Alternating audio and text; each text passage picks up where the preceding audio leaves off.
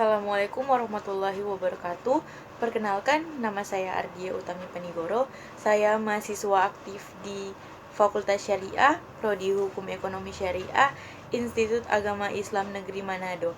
Baiklah, saya akan memaparkan tugas saya, yaitu dengan mata kuliah Penyelesaian Sengketa Bisnis Syariah. Sejak berdirinya Bank Syariah di Indonesia pada tahun 1992, pemerintah membuat peraturan perundang-undangan yang berkaitan dengan perbankan syariah.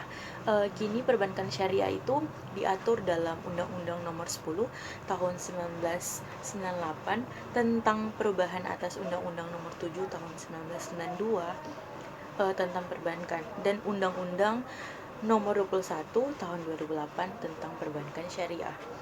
Di dalam undang-undang itu terlihat bahwasannya di Indonesia berlakukan dua sistem perbankan, yaitu sistem konvensional yang menggunakan sistem bunga dan juga sistem syariah yang berdasarkan pada ketentuannya menggunakan ketentuan-ketentuan dari hukum Islam. Pembahasan saya yaitu penyelesaian sengketa bisnis syariah. Tentunya tidak luput dengan memakai mekanisme-mekanisme dan juga ada mekanisme penyelesaian sengketa bisnis syariah secara perdata umum dapat diselesaikan melalui 3 jalur.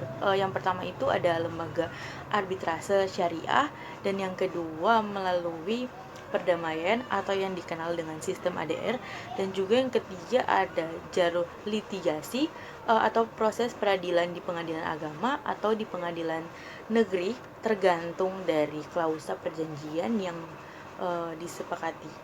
Penyelesaian sengketa bisnis melalui mekanisme ADR dalam bentuk konsultasi, negosiasi, mediasi, konsiliasi, dan penilaian ahli atau melalui mekanisme arbitrase banyak dipilih oleh para pihak yang berselisih karena beberapa alasan, di antaranya kesukarelaan dalam proses dan juga hemat waktu, hemat biaya, dan juga terutama prosedur cepat, keputusan non yudisial dan juga fleksibel dalam merancang syarat-syarat penyelesaian sengketa, dan juga putusan dari arbitrase itu bersifat final serta mengikat para pihak. Selain itu tidak memungkinkan banding dan juga kasasi terhadap putusan arbitrase. Dan arbitrase syariah atau Basyarnas sebagai alternatif penyelesaian sengketa di lembaga keuangan syariah mempunyai beberapa tujuan, yaitu pertama ada memberikan penyelesaian yang adil dan cepat dalam sengketa-sengketa muamalat atau perdata yang timbul dalam bidang perdagangan dan juga industri keuangan, jasa, dan lain-lain. Dan juga ada menerima permintaan yang diajukan oleh para pihak dalam suatu perjanjian tanpa adanya suatu sengketa untuk memberikan suatu pendapat yang mengikat mengenai suatu persoalan dan juga berkenaan dengan perjanjian tersebut. Dan juga ada prosedur penyelesaian sengketa melalui arbitrase. Hal-hal yang berkaitan dengan prosedur dan proses penyelesaian sengketa di lembaga keuangan syariah melalui Bayarnas harus didasarkan pada Undang-Undang Nomor 30 Tahun 1999 tentang arbitrase dan peraturan prosedur Bayarnas. Adapun ketentuan-ketentuan umum yang terkait prosedur penyelesaian sengketa di dalam Undang-Undang Nomor 30 Tahun 1999 sebagai berikut. Yang pertama ada pemeriksaan sengketa yang harus diajukan secara tertulis, namun demikian dapat juga secara lisan apabila disetujui oleh para pihak yang dianggap perlu. Dan yang kedua ada arbitrus atau majelis arbiter terlebih dahulu mengusahakan perdamaian dan juga antara pihak yang bersengketa. Dan juga yang ketiga ada pemeriksaan atas sengketa yang harus diselesaikan dalam waktu paling lama 180 hari sejak arbiter atau majelis arbiter terbentuk. Namun demikian dapat diperpanjang juga apabila diperlukan dan disetujui para pihak. Dan juga yang terakhir ada putusan arbitrase harus melalui kepala putusan yang berbunyi demi keadilan berdasarkan ketuhanan yang Maha Esa. Namun nama singkat sengketa, uraian singkat sengketa, pendirian, cara pihak, nama lengkap, dan alamat arbiter, pertimbangan dan kesimpulan arbiter atau majelis arbiter lainnya mengenai keseluruhan sengketa pendapat masing-masing arbiter. Di dalam hal tersebut terdapat perbedaan pendapat dalam majelis arbiter itu. Tentunya ketentuan-ketentuan prosedur yang sudah saya sebutkan itu tersebut menjaga agar jangan sampai penyelesaian sengketa melalui arbitrase, termasuk juga arbitrase syariah, menjadi berlarut-larut, sehingga dengan demikian dalam arbitrase tidak terbuka upaya hukum banding dan juga kasasi maupun peninjauan kembali. Mekanisme penyelesaian sengketa bisnis syariah selain ADR dan arbitrase syariah dapat pula melalui jalur peradilan agama. Berdasarkan revisi Undang-Undang Nomor 7 Tahun 1989, berdasarkan undang-undang itu tentang peradilan agama tanggal 26 Maret 2006 silam yang lalu, kewenangan peradilan agama yang semula bertugas dan berwenang memeriksa, memutuskan dan menyelesaikan perkara-perkara tingkat pertama. Dan yang berikutnya ada penyelesaian sengketa melalui perdamaian. Tentunya sudah menjadi asas hukum acara perdata bahwa pengadilan atau hakim wajib mendamaikan pihak yang berperkara. Asas ini mengharuskan pengadilan hakim agar dalam menangani suatu perkara perdata yang diajukan kepadanya terlebih dahulu agar supaya berupaya mendamaikan kedua belah pihak yang berperkara. Upaya mendamaikan kedua belah pihak ini yang berperkara di persidangan adalah sesuatu yang wajib dan harus dilakukan. Kelalaian hakim yang mengupayakan perdamaian ini bagi kedua belah pihak yang berperkara akan mengakibatkannya batalnya pemeriksaan perkara tersebut demi hukum. Langkah-langkah yang harus dilakukan hakim dalam upaya mendamaikan para pihak berperkara di persidangan dapat diuraikan sebagai berikut.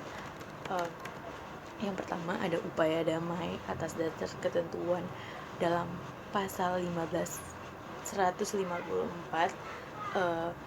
garing 130 HIR seperti telah dikemukakan di atas sebelumnya, mengupayakan perdamaian menurut ketentuan yang diatur di dalam Perma nomor 01 tahun 2008. Hakim terlebih dahulu mengupayakan perdamaian bagi para pihak dengan cara semata-mata hanya di dasar ketentuan pasal 154 R.BG garing 130 HIR. Adapun tindakan yang harus dilakukan hakim dalam mengupayakan perdamaian yang dimaksudkan adalah dapat dipahami dari ketentuan pasal itu sendiri. Yang menyatakannya di antara lain itu ada bila pada hari yang telah ditentukan para pihak datang menghadap, maka pengadilan dengan perantaraan ketua berusaha mendamaikannya. Dan juga ada bila dapat dicapai perdamaian, maka di dalam sidang itu juga dibuatkan suatu akta dan juga para pihak dihukum untuk menaati perjanjian yang telah dibuat tersebut. Juga berikutnya ada upaya damai melalui mediasi. Apabila anjuran damai yang dilakukan semata-mata atas dasar ketentuan pasal 154 R.BG garing 130 HIR ternyata tidak berhasil, maka langkah selanjutnya yang harus dilakukan hakim pada hari sidang pertama tersebut adalah mengupayakan perdamaian melalui mediasi sesuai dengan Perma nomor 01 tahun 2008. Mediasi yang diterapkan yaitu dalam sistem peradilan menurut ketentuan pasal 1 7 Perma yang diartikan yaitu cara penyelesaian sengketa melalui proses perundingan untuk memperoleh kesepakatan dan juga dari para pihak dengan dibantu oleh mediator. Dari ketentuan tersebut dapat dipahami bahwasannya mediasi ini yang dimaksud adalah yang pertama ada penyelesaian sengketa melalui proses perundingan antara para pihak, dan juga yang kedua ada proses perundingan para pihak tersebut dibantu oleh sang mediator. Berikutnya ada penyelesaian melalui proses persidangan litigasi, sebagaimana lazimnya dalam menangani setiap perkara yang diajukan kepadanya, hakim selalu dituntut untuk dapat mempelajari terlebih dahulu perkara tersebut secara cermat untuk mengetahui substansinya serta hal yang senantiasa adanya berkaitan dengan substansi tersebut. Hal ini perlu dilakukan guna menentukan arah jalannya pemeriksaan perkara tersebut dalam proses persidangan yang nantinya. Untuk itu hakim harus mempunyai resume atau catatan tentang perkara yang ditanganinya sebelum dimulainya proses pemeriksaan di persidangannya nanti. Berkaitannya dengan hal-hal tersebut tadi, dalam hal memeriksa kasus perkara ekonomi syariah misalnya, khususnya perkara perbankan syariah, ada beberapa hal penting yang harus dilakukan terlebih dahulu sebelum proses persidangan itu dimulai. Adapun hal-hal yang penting yang harus dilakukan terlebih dahulu yaitu pastikan terlebih dahulu perkara tersebut bukan perkara perjanjian yang mengandung klausa arbitrase. Inilah hal yang sangat penting yang wajib yang pertama-tama harus dilakukan terlebih dahulu sebelum memeriksa lebih lanjut perkara perbankan syariah yang diajukan ke pengadilan agama, yakni memastikan terlebih dahulu bahwa perkara perbankan syariah tersebut yang ditangani termasuk bukan perkara perjanjian yang di dalamnya terdapat klausula dalam arbitrase.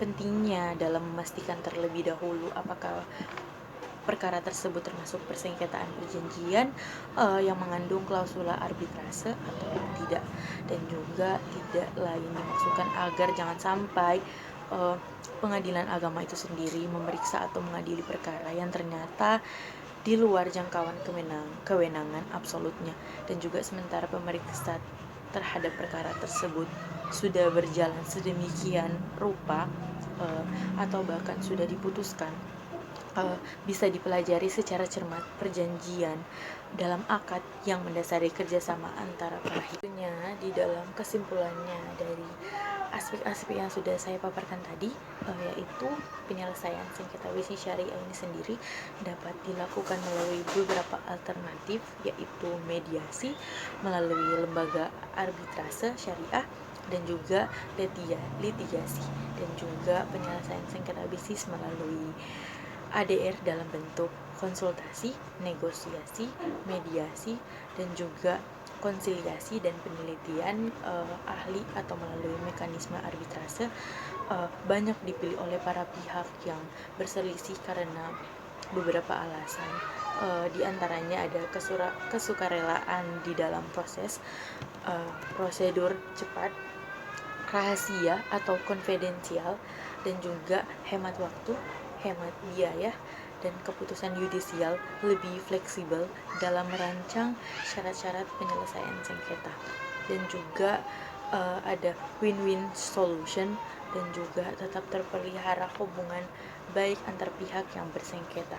Para arbitrase adalah orang-orang yang memiliki keahlian dan putusan arbitrase bersifat final serta mengikat para pihak. Selain itu, tidak ada kemungkinan banding dan kasasi terhadap putusan arbitrase tersebut, dan juga penyelesaian sengketa di pengadilan berlaku asas choice of law atau pilihan hukum, yakni tergantung kepada kesepakatan para pihak yang melakukan akad bisnis di dalam klausa perjanjian, yakni sengketa dapat diselesaikan di pengadilan agama atau juga bisa di pengadilan negeri. Baiklah, itulah pemaparan singkat dari saya tentang penyelesaian sengketa bisnis syariah yang sudah saya jelaskan tadi satu persatu. Ada mekanisme dan cara-cara penyelesaiannya, termasuk di dalamnya ada mekanisme dari ADR, arbitrase, dan juga bisa melalui pengadilan agama maupun pengadilan negeri, dan juga tentunya bisa melalui jalur litigasi. Semoga apa yang saya paparkan kali ini bisa bermanfaat untuk teman-teman sekalian dan juga untuk saya sendiri terkhususnya. Saya ucapkan banyak terima kasih kepada dosen pengampu di dalam mata kuliah ini, yaitu Bapak Adrian Kasim. Saya ucapkan banyak terima kasih. Semoga ilmu ini bisa bermanfaat bagi kita semua. Saya pamit. Wallahu muwaffiq ila aqwamit thoriq. Wassalamualaikum warahmatullahi wabarakatuh.